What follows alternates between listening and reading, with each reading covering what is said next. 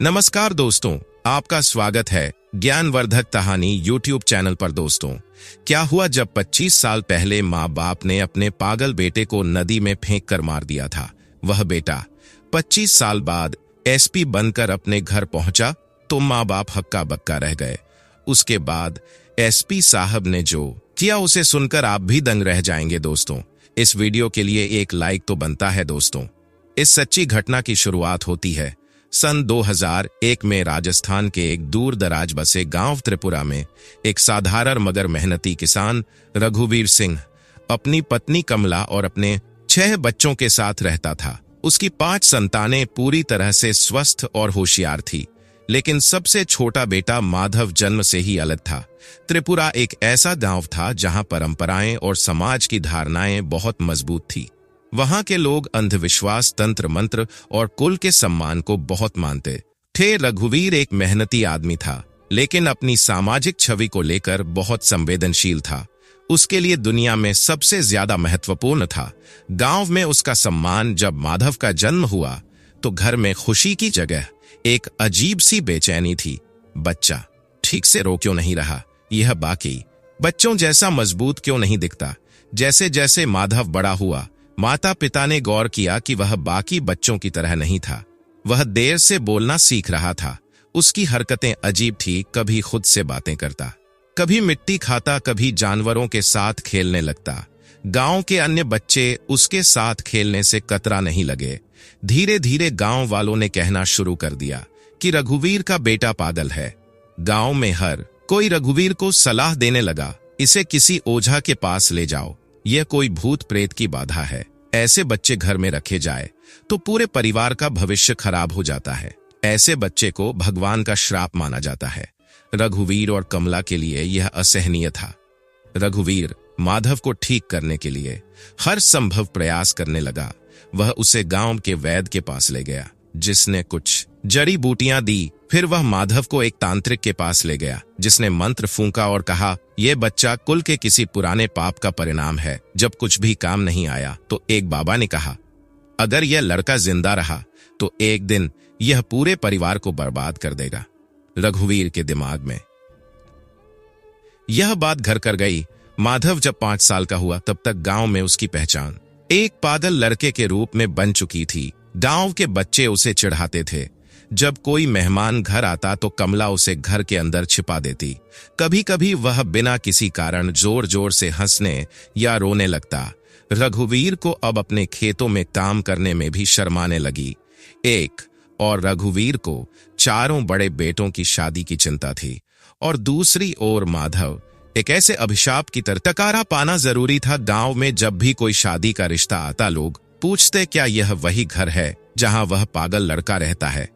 कई बार उसके खेतों में काम करने वाले मजदूर तक उसे ताने मारते।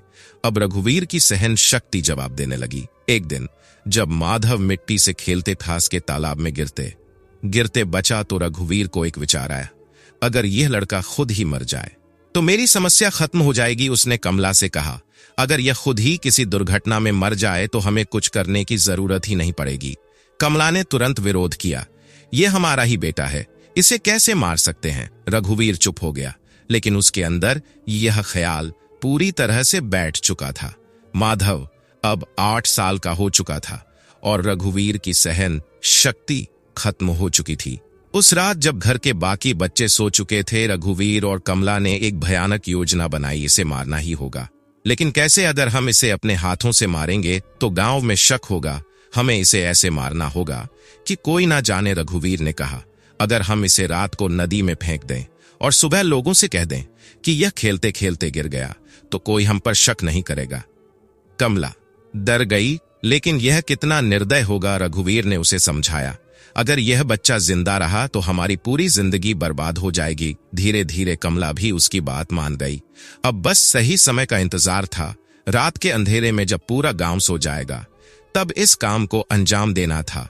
नदी की धारा तेज थी, जिससे कोई भी उसमें डूब जाए तो वह बहुत दूर तक बह जाएगा। माधव को कोई अंदाजा नहीं था कि उसके अपने माता पिता उसके लिए मौत का फैसला कर चुके हैं। उस रात आसमान पर घने बादल छाए थे। पूरा गांव सो चुका था। रघुवीर ने माधव को अपनी गोद में उठाया और घर के पीछे से नदी की ओर चल पड़ा। कमला कांपते हुए उसके पीछे चल रही थी। नदी का पानी ठंडा और बहाव तेज था। रघुवीर ने आखिरी बार माधव को देखा। कमला धीरे से बोली, क्या यह सही कर रहे हैं? रघुवीर ने बिना जवाब दिए माधव को दोनों हाथों से उठाया और पूरी ताकत से नदी में फेंक दिया। छपाक पानी में गिरते ही माधव की आंख खुल गई। उसे कुछ समझ नहीं आया, लेकिन जैसे ही पानी में डूबने लगा, उसकी हाथ पैर मारने की कोशिश शुरू हो गई। रघुवीर और कमला कुछ देर वहीं खड़े रहे, जब तक कि उन्हें पानी में कुछ हलचल दिखना बंद नहीं हो गया। कमला सुबक हुए बोली, हो गया? रघुवीर ने ठंडी आवाज में कहा, हाँ, अब घर चलो, सुबह किसी को कुछ पता नहीं चलेगा। सुबह होते ही कमला रोने लगी और पूरे गांव को इकट्ठा कर लिया। माधव कल रात खेलते खेलते नदी में गिर गया। हमने उसे बहुत ढूंढा, लेकिन वह नहीं मिला। गांव वालों में अफरातफरी मच गई। कुछ लोग नदी की ओर भागे, लेकिन कोई माधव को नहीं देख सका। रघुवीर ने अपने चेहरे पर गम का दिखावा किया, लेकिन भीतर से वह निश्चिंत था। अब कोई हमारा मजाक नहीं उड़ागा। रात के अंधेरे में माधव का शरीर ठंडे पानी में बहता जा रहा था। कई बार वह डूबने लगा, लेकिन किसी चमत्कार की तरह पानी के प्रवाह ने उसे एक तिनके की तरह किनारे की ओर धकेल दिया। कई घंटों तक नदी में बहने के बाद उसका शरीर एक बड़े पत्थर से टकराया और किनारे की ओर आ गया। वह बेहोश था, लेकिन उसकी जान बच चुकी थी। सुबह जब सूरज की किरणें नदी के पानी पर पड़ी, तब पास के गांव के कुछ गोताखोर मछली पकड़ने आए। एक गोताखोर ने दूर से पानी में कुछ तैरता देखा। अरे, यह कोई बच्चा लग रहा है। वे तेजी से तैरकर उसके पास पहुंचे और उसे बाहर निकाला। यह तो बेहोश है। उन्होंने तुरंत गांव के लोगों को बुलाया। सब उसे घेर कर देखने लगे, किसका बच्चा है? लेकिन कोई जवाब नहीं आया। किसी ने माधव को नहीं पहचाना। गोताखोरों ने पुलिस को बुलाया। इंस्पेक्टर साहब आए और स्थिति को समझा। यह बच्चा किसी और गांव का है, इसे कोई पहचान नहीं रहा। हमें इसे सरकार की पालनहार योजना के तहत जयपुर भेजना होगा। पुलिस ने माधव को अपने साथ ले जाकर जयपुर के सरकारी शिशु गृह में भेज दिया। जयपुर की सड़कों पर सुबह की पुलिस स्टेशन में कार्यरत अधिकारी अपनी दिनचर्या शुरू कर रहे थे। इसी बीच एक सरकारी वाहन बाल संरक्षण केंद्र के गेट पर रुका। वाहन से 2 पुलिस अधिकारी उतरे और उनके साथ था एक छोटा लड़का। माधव अभी भी कमजोर था। उसकी आंखों में अजीब सी वीरानी थी। बाल संरक्षण केंद्र की नर्सों और वार्डन ने उसे अंदर ले जाकर नहलाया, साफ कपड़े पहनाए और उसके लिए हल्का खाना लाए, लेकिन माधव चुपचाप बैठा रहा, बिना कुछ बोले। जयपुर के पौष इलाके में रहने वाले विजय शर्मा और सीमा शर्मा एक प्रतिष्ठित परिवार से थे। विजय एक सरकारी इंजीनियर थे और सीमा एक स्कूल टीचर। शादी के कई साल बाद भी उनकी कोई संतान नहीं थी। उन्होंने हर संभव इलाज करवाया, डॉक्टरों के चक्कर लगाए, मंदिरों में मन्नतें मांगी, लेकिन उनके घर में बच्चे की किलकारियां कभी नहीं गूंजी। समय बीतता गया और दोनों ने तय किया कि वे एक अनाथ बच्चे को गोद लेंगे। एक दिन सीमा ने अखबार में पालनहार योजना के बारे में पढ़ा। यह योजना अनाथ और बेसहारा बच्चों को एक सुरक्षित परिवार देने के लिए चलाई जा रही थी। उन्होंने इस बारे में से बात की और दोनों ने तय किया कि वे एक बच्चा गोद लेंगे। शर्मा दंपति ने बाल संरक्षण केंद्र का दौरा किया। वहां उन्होंने कई बच्चों को देखा। कुछ हंसते हुए खेल रहे थे, कुछ किताबों में खोए थे, लेकिन एक बच्चा अकेला एक कोने में बैठा था। सीमा ने वार्डन से पूछा। वार्डन ने माधव की पूरी कहानी बताई, कैसे उसे नदी से बचाया गया था, कैसे कोई उसे अपना नहीं रहा था और कैसे वह अब तक कुछ भी नहीं बोल रहा था। सीमा की आंखें नम हो गई। वह धीरे धीरे माधव के पास गई और उसके सिर पर हाथ फेरा। माधव ने पहली बार उसकी ओर देखा, लेकिन कुछ नहीं बोला। विजय ने सीमा की ओर देखा और कहा, यही हमारा बेटा होगा। सीमा ने हल्के से सिर हिलाया और कहा, यही हमारा माधव होगा। माधव को अपनाने के बाद गोद लेने की सारी कानूनी प्रक्रिया पूरी करने के बाद माधव को शर्मा परिवार अपने घर ले आए। लिए अलग से एक कमरा तैयार किया गया, खिलौने लाए गए और उसका पूरा ध्यान रखा गया। लेकिन समस्या यह थी कि माधव मानसिक रूप से अस्थिर था। वह रात को अचानक चीखने लगता, कभी कभी बिना किसी कारण के खुद को नुकसान पहुंचाने की कोशिश करता और कभी घंटों तक बस एक ही कोने में बैठा रहता। शर्मा दंपति को में आ गया कि उसे सिर्फ प्यार नहीं बल्कि इलाज और सही देखभाल की जरूरत है। शर्मा परिवार ने जयपुर के सबसे बड़े मानसिक रोग विशेषज्ञों से माधव का इलाज शुरू करवाया। डॉक्टरों ने बताया कि उसे ट्रॉमा आघात के कारण मानसिक समस्या हुई है, लेकिन सही इलाज और देखभाल से वह सामान्य जीवन जी सकता है। इलाज शुरू हुआ, लेकिन यह आसान नहीं था। कभी माधव इलाज के दौरान रोने लगता, कभी वह दवाएं खाने से इनकार कर देता। सीमा उसके पास बैठती, कहानियां सुनाती और धीरे धीरे उसके डर को कम करने की कोशिश करती। समय बीतता गया और महीनों की मेहनत के बाद माधव की हालत में सुधार होने लगा। अब वह सामान्य बच्चों की तरह हंसता, खेलता और बोलने भी लगा। वह पहली बार सीमा को मां और विजय को पापा कहकर पुकारने लगा। यह सुनकर शर्मा दंपति की आंखें भर आई। माधव को एक अच्छे स्कूल में दाखिला दिलाया गया। शुरुआत में पढ़ाई में उसकी रुचि नहीं थी, लेकिन विजय और सीमा ने उसे प्रोत्साहित किया। धीरे धीरे माधव पढ़ाई में अव्वल आने लगा। स्कूल के अध्यापक भी हैरान थे कि जो बच्चा कभी ठीक से बोल भी नहीं पाता था, वह अब क्लास में सबसे तेज दिमाग वाला छात्र बन चुका था। कॉलेज के दौरान माधव को अपने अतीत की बातें धीरे धीरे याद आने लगी।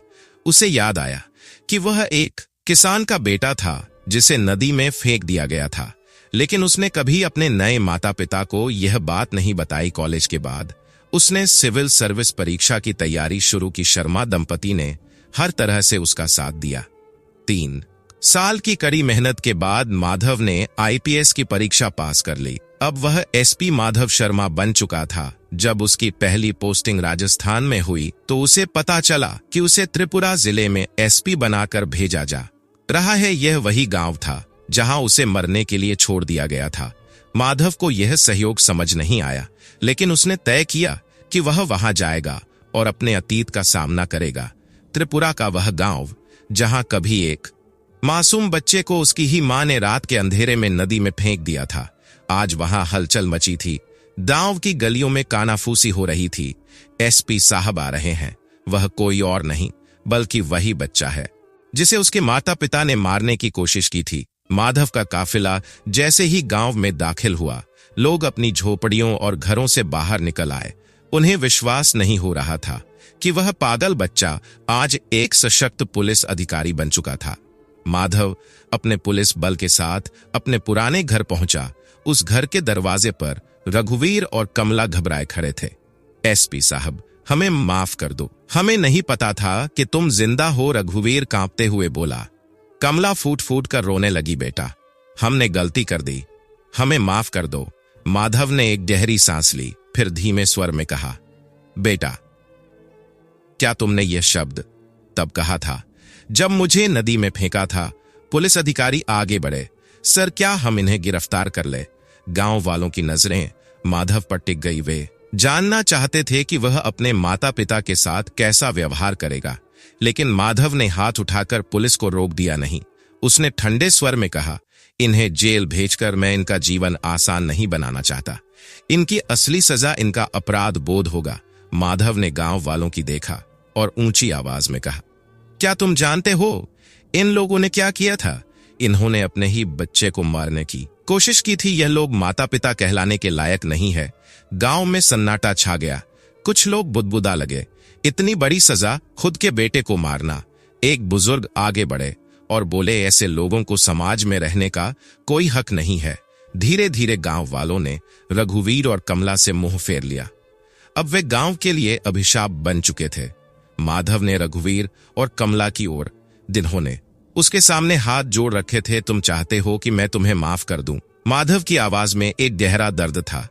कमला सिसकते हुए बोली, बेटा, मैं तेरा अपराध स्वीकार करती हूं। तुझे जन्म दिया, फिर भी पहचान नहीं पाई, मुझसे बहुत बड़ी गलती हो। गहरी सांस ली और कहा, तुमने मुझे जन्म दिया लेकिन माँ बाप बनना नहीं सीखा। माँ बाप वह होते हैं जो अपने बच्चे के लिए अपनी जान दे देना कि उसे मारने की कोशिश करें। वह एक पल के लिए रुका, फिर अपनी जेब से एक कागज निकाला और बोला, ये कागज देख रहे हो, ये मेरा गोद लेने का प्रमाण पत्र है। इस पर लिखा है कि मेरे माता पिता विजय शर्मा और सीमा शर्मा है। कमला और रघुवीर की आंखों में आशा की एक आखिरी किरण चमकी। मतलब तू हमें माफ कर देगा? माधव ने सिर हिलाया। नहीं, इसका मतलब है कि मैं अब सिर्फ शर्मा जी का बेटा हूं, तुम्हारा नहीं। रघुवीर और कमला वही जमीन पर गिर पड़े। उनका अपना ही बेटा, जिसे वे पागल कहकर ठुकरा चुके थे, अब उन्हें पहचानने से इनकार कर रहा था। गांव वालों ने धीरे धीरे उनसे दूरी बना ली। कोई भी उन्हें खाने को नहीं देता, कोई उनसे बात नहीं करता। वे एकाकी जीवन जीने के लिए मजबूर हो गए। हर दिन, हर रात पछतावे की आग में जलते हुए वे सोच में डूबे रहते कि अगर हमने उसे नहीं फेंका होता तो आज वह हमारा गर्व होता ना। कि शर्म का कारण यही माधव की असली सजा थी, अपने गुनहगार माता पिता को उनकी की आत्मगलानी में जलने के लिए छोड़ देना। माधव ने उन्हें जेल नहीं भेजा, लेकिन उन्हें एक ऐसी सजा दी जिससे वे जीवन भर तड़पते रहे। सबसे बड़ी सजा यह नहीं आपको मार दे या जेल भेज दे, सबसे बड़ी सजा यह है कि पूरा समाज आपको अस्वीकार कर दे और आप तिल तिल कर जिए। यही माधव की चुपचाप दी गई सबसे कठोर सजा थी। दोस्तों, इस कहानी से हमें यह सीख मिलती है कि नंबर 1, माता पिता बनने का अर्थ केवल जन्म देना नहीं होता, बल्कि सही परवरिश देना होता है। रघुवीर और कमला ने माधव को जन्म तो दिया, लेकिन जब वह मानसिक रूप से कमजोर निकला तो उसे अपना बोझ समझ लिया। माता पिता का सच्चा धर्म यह है कि वे हर परिस्थिति में अपने बच्चों का साथ देना, कि उन्हें छोड़ दे या मारने की कोशिश करें। नंबर 2, समाज में हमेशा कर्मों का फल मिलता है। जो माता पिता अपने ही बच्चे को मारने की कोशिश करते हैं, वे समाज में कभी सम्मान नहीं पा सकते। जीवन में अच्छे कर्म ही हमारी असली पहचान होते हैं। जन्म या खून का कोई महत्व नहीं होता। नंबर 3, कोई भी व्यक्ति अपने भाग्य को खुद लिख सकता है।